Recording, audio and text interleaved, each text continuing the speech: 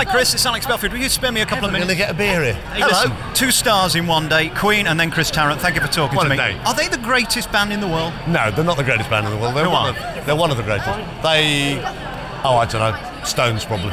Really? Yeah, I love Stones. Have you seen this before? I play a lot of Pink Floyd and stuff, but they are wonderful. I saw them at Wembley with Freddie and the whole thing, and I mean they were fantastic. They are amazing. I came to the very first night with Robert De Niro, who's like, because he produced, I think.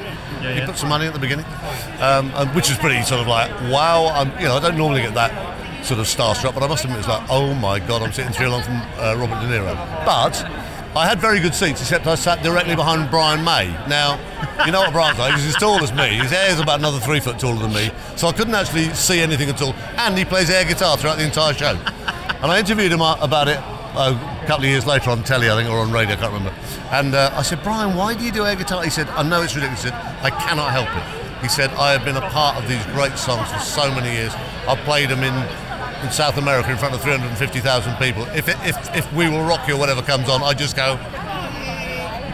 But it's weird, but I didn't see much, so I'm going back tonight, hopefully for a better view. There really can only be a handful of bands you've played a million times on the radio, and they're one of them, really. Yeah, I mean, they've been there forever. Yeah, they will be. And just, I mean, it's sad in that, you know, I saw the stuff with George Michael talking about joining them. I saw one of the Paul Rodgers shows. I mean, they're great entertainers, but nobody's ever going to be Freddie Mercury, and that is the sadness. But they were fantastic, you know, and I still socially see Brian and Roger quite a lot, and I mean they just keep at it. They've not, you know, they could easily just put their toes up.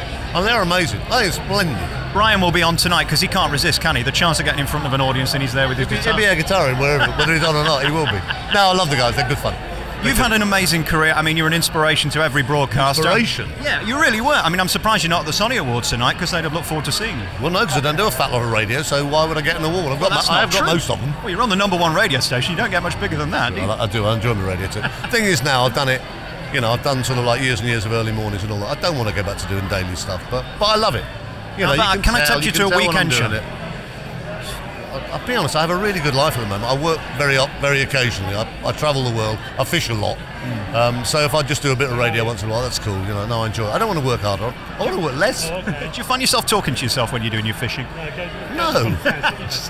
Happy for the silence? Yes. Is it true, very finally, I used to work for an old producer of yours who said on some mornings you would do the show lying down flat on the floor because you were too tired? Yes. That's God. Some mornings, most mornings.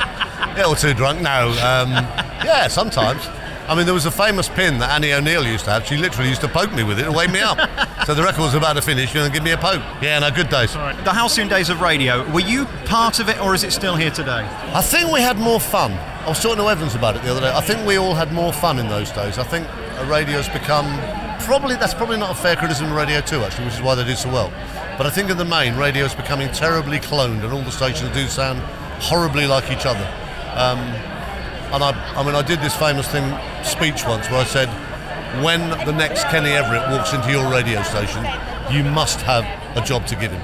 And I think at the moment, a lot of stations wouldn't have room for individual genius like that. And that's the sadness. I think we had the best of it. But, you know, it's still good fun. Thank you for everything. Keep on keeping on. Cheers. Chris Tarrant.